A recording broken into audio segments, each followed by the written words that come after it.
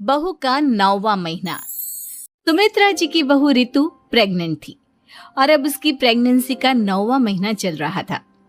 रितु का पति देवेश उसका काफी अच्छे से ख्याल रखता था, लेकिन प्रेगनेंसी अपने आप में ही एक अलग ही वक्त होता है जब एक औरत कई तरह के बदलावों से गुजरती है। शरीर के साथ साथ उसके अंदर बहुत सारे इमोशनल चेंजेस भी आते हैं और रितु इन सब चीजों से गुजर रही थी। इसीलिए कई बार वो बहुत परेशान हो जाती थी। उसे बार बार बहुत मुश्किलों का सामना करना पड़ रहा था। एक दिन अचानक शाम के वक्त रितु जोर जोर से रोने लगी। अरे रितु बेटा, क्या हुआ? तुम रो क्यों रही हो? कुछ नहीं मम्मी जी, बस बहुत परेशान हो रही हूँ मैं। हाँ बेटा, वो तो मुझे भी दिख रहा है, तभी तो रो रही हो तुम। लेकिन परेशानी के पीछे की वजह तो बताओ, आखिर बात क्या है? किसी ने कुछ कहा क्या तुमसे? नहीं मम्मी जी, किसी ने कुछ भी नहीं कहा, बस ऐसे ही मेरा मन कर रहा है रोने का। अरे बेटा, ये क्या बात हुई? रोने का मन कर रहा है? अरे तुम माँ बनने वाली हो, अगर इस तरह रहोगी ना तो बच्चा भी रोने वाले नेचर का पैदा होगा। तो फिर मैं क्या करूं मम्मी जी? मुझे बता अपने दिल की बात, मेरे साथ शेयर कर कि क्या परेशानी है। वो क्या है ना मम्मी जी, मैं अपने पेट की तरफ देखती हूँ ना तो अजीब सी घबराहट होती है। अरे लेकिन क्यों बेटा? तुम्हारे पेट में तो तुम्हारा आने वाला बच्चा है, इसे देखकर तुम्हें खुश होना चाहिए। मम्मी जी वो क्या है ना, मेरा पेट इतना बड़ा हो गया है, शरीर की हालत ऐसी हो गई है तो सोच सोच कर डर लगता है कि मैं कभी फिर से पहले जैसी स्लिम और ब्यूटीफुल हो पाऊंगी क्या। अरे बेटा, ये तो कुछ दिनों की बात है, सब कुछ बिल्कुल पहले जैसा हो जाएगा। कुछ दिनों के बाद तुम्हें चिंता करने की कोई जरूरत नहीं होगी। रितु, क्या हुआ? तुम बार बार करवटें क्यों बदल रही हो? रात के 2 बज रहे हैं, सो जाओ ना अब। देवेश, नींद नहीं आ रही है, मैं ठीक से सो नहीं पा रही हूँ। अरे ये क्या, तुम तो उठकर बैठ गई। इस तरह बैठे बैठे पूरी रात बिताओगी क्या? क्या करूं देवेश, पेट की वजह से जैसे ही लेटती हूँ अजीब सा लगने लगता है, ठीक से सो भी नहीं पाती। तुम एक काम करो, अपने पेट के बगल में एक तकिया लगा लो, तुम्हें ठीक से नींद आ जाएगी। वो भी करके देख लिया, अब तो लगता है जब तक बच्चा इस दुनिया में नहीं आएगा मैं ठीक से सो भी नहीं पाऊंगी। रितु, बच्चा आने के बाद कौन सा चैन की नींद सो पाओगी? कम से कम अब तो आराम कर लो। तुम सो जाओ देवेश, मैं बैठे बैठे ही अपनी नींद निकाल लूंगी। और फिर कुछ दिन के बाद सुमित्रा जी के घर पर कुछ परिचित लोग मिलने के लिए आते हैं। मम्मी जी, आप उन लोगों के साथ बैठकर बातें करिए, मैं सबके लिए चाय बना देती हूँ। अरे नहीं नहीं बेटा, मैं कर लूंगी, अभी तुम्हारी तबीयत ठीक नहीं है ना, तुम आराम करो। अरे मम्मी, घर के छोटे मोटे काम तो मैं करती हूँ ना, चाय बनाने में कैसी प्रॉब्लम? अच्छा ठीक है, अगर कोई परेशानी नहीं है तो बना दो चाय। अरे ये क्या बात है सुमित्रा जी, आप तो दादी बनने वाली हैं। हाँ जी, बस ठीक ठाक तरीके से मेरा पोता या पोती इस दुनिया में आ जाए तो चैन हो जाए। सही कहती हैं बहन जी, एक औरत के लिए ये वक्त बहुत मुश्किल होता है। वैसे बहू की तबीयत तो ठीक है ना?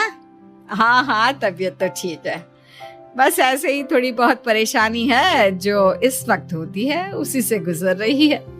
पहली बार माँ बन रही है ना, कभी कभी परेशान हो जाती है।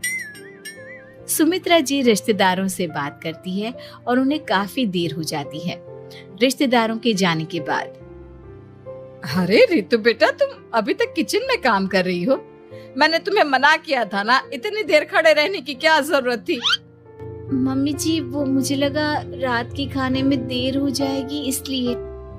मिस आप उधर बिजी थी तो मैं खाना बनाने लग गई थी। अरे बेटा, तुम तो बिल्कुल कुछ भी नहीं समझती। जरा अपने पैरों की हालत तो देखो। हाँ मम्मी जी, मुझे भी ना पैरों में बहुत भारीपन लग रहा है। ये भारीपन नहीं है, ज्यादा देर खड़े रहने की वजह से तुम्हारे पैरों में सूजन आ गई है। अब कमरे में जाकर आराम करो, चलो।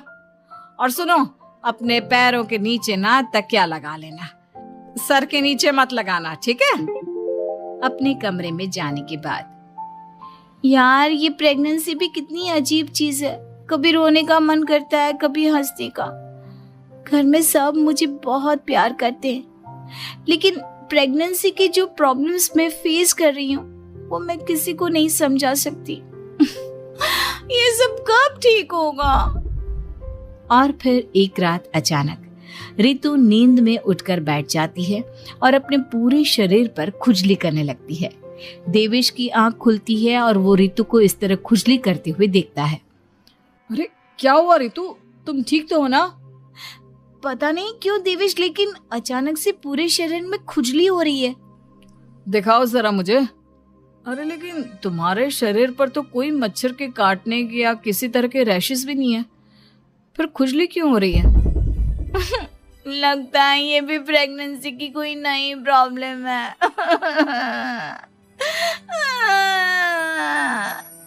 अरे अरे परेशान मत हो, मैं मम्मी को बुला कर लाता हूँ। सुमित्रा जी के आने के बाद अरे क्या बात है बेटा, इस तरह क्यों खुजली कर रही हो? अचानक से क्या हो गया तुम्हें? मम्मी जी ऐसा लग रहा है जैसे सर से पैर तक पूरे बदन में मच्छरों ने काट लिया हो। अरे लेकिन इसमें रोने की क्या बात है, चुप हो जा, सब ठीक हो जाएगा। हाँ, मैं बहुत परेशान हो गई हूँ, बस अब जल्दी से बच्चा इस दुनिया में आ जाना चाहिए ताकि मुझे इन सारी प्रॉब्लम से मुक्ति मिले। ऐसा नहीं कहते रितु, माँ बनना तो दुनिया की सबसे बड़ी खुशखबरी है और ये सारी परेशानियां तो सबके साथ होती है।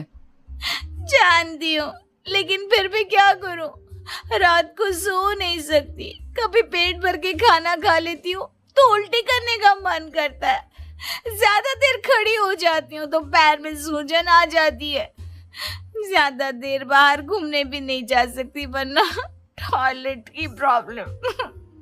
ये सब कब ठीक होगा?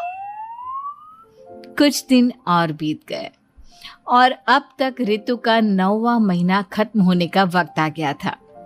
अब हर दिन रितु बस यही सोचती थी कि उसका बच्चा इस दुनिया में आने वाला है। हाँ, वो बात अलग थी कि वो कई तरह की इमोशनल चेंजेस से गुजर रही थी और फिर एक दिन अचानक, देवेश मुझे ना चाउमीन खाने का मन कर रहा है। अभी रात के 12 बजे? अरे रितु, इस वक्त चाउमीन कहाँ से लेकर आऊंगा मैं? किसी होटल में फोन करो ना, कोई तो डिलीवर करता होगा ना इतनी रात को। नहीं नहीं रितु, इतनी रात को कोई डिलीवर नहीं करता, तुम कल खा लेना, मैं कल तुम्हारे लिए लेकर आऊंगा। बस नहीं, मुझे अभी खाने का मन कर रहा है, मुझे अभी खाना है। अच्छा अच्छा ठीक है, एक काम करो, मैं किचन में जाकर तुम्हारे लिए मैगी बना कर लाता हूँ, क्या पता उसे खाकर तुम्हारा मन ठीक हो जाए। हाँ ठीक है। देवेश रितु को मैगी बनाकर खिला देता है, लेकिन अगले दिन अचानक से रितु की तबीयत खराब हो जाती है। क्या हुआ है बहू को? बेटा तूने कुछ उल्टा सीधा तो नहीं खा लिया ना? मम्मी वो कल आधी रात को चाउमीन खाने की बात कर रही थी तो मैंने इसे मैगी बनाकर खिला दी। अरे लेकिन एक बार मुझसे तो पूछ लेता, इसी वजह से उसे अजीब सा लग रहा है। कोई बात नहीं, वैसे भी बच्चा आने का वक्त पास आ गया है ना, इसलिए ये सब चीजें हो रही है। मेरे पेट में बहुत दर्द हो रहा है, जब से मैगी खाई है तब से पता नहीं क्या हो गया। अरे कुछ नहीं हुआ बेटा, बस कुछ दिन की बात और है, परेशान मत हो। चल हम तुम्हें ना डॉक्टर के पास ले चलते हैं। हॉस्पिटल जाने के बाद, डॉक्टर साहब, मेरी बहू की तबीयत ठीक तो है ना? हाँ, वैसे तो सब कुछ ठीक लगता है, डाइजेशन का प्रॉब्लम हो गया है। ऐसे वक्त में हो जाता है। प्रेगनेंसी की वजह से पेट के ऊपर बहुत प्रेशर आ जाता है, इसलिए डाइजेशन थोड़ा वीक हो जाता है। और उन्होंने रात के वक्त मैगी खा ली, इसलिए उनको ये प्रॉब्लम हो गया। डरने वाली कोई बात नहीं है। थैंक यू डॉक्टर साहब, अब हम इसका ध्यान रखेंगे। लेकिन अब रितु की डिलीवरी का वक्त पास आ गया है, आपको उनका पहले से भी ज्यादा ध्यान रखना होगा। मैंने चेकअप कर लिया है, 1 सप्ताह के अंदर रितु की डिलीवरी होने के पूरे चांस है। एक दिन अचानक किचन में काम करते करते रितु के पेट में बहुत तेज दर्द होने लगता है। देवेश, मम्मी जी जल्दी आइए।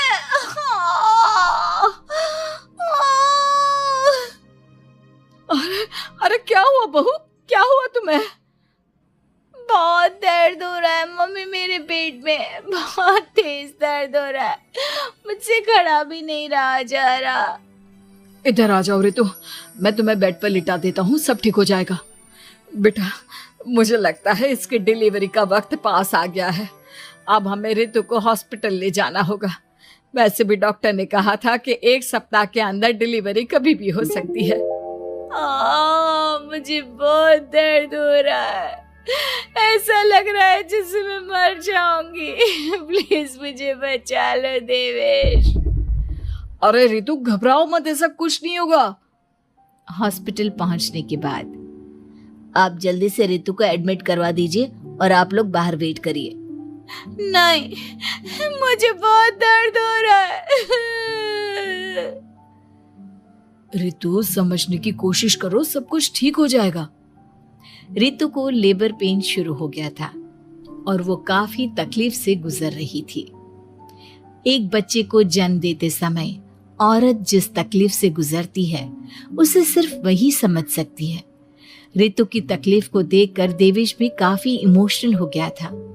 रितु को इस तरह चीखते देखकर उसे बहुत दुख हो रहा था, लेकिन आधे घंटे के बाद जब डॉक्टर अपने हाथ में रितु और देवेश की छोटी सी बच्ची को लेकर आया तो रितु के चेहरे पर स्माइल आ गई। रितु, ये देखो, तुम्हारी और मेरी नन्ही सी बेटी। ये तो एकदम परी की तरह दिखती है। दिखेगी क्यों नहीं, एकदम तुम पर गई है ना, इसलिए। लेकिन मम्मी, उसकी नाक तो मेरे जैसी है। अच्छा ठीक है, नाक तुम रख लो, बाकी सब मेरे जैसा। देखा रितु, तुमने कितनी तकलीफ सही, लेकिन उस तकलीफ के बदले तुम्हें भगवान ने ये छोटी सी परी दे दी। और ऐसा सब औरतों के साथ होता है। तुमने बहुत हिम्मत रखी है बेटा, और इसका नतीजा आज हमारे सामने है।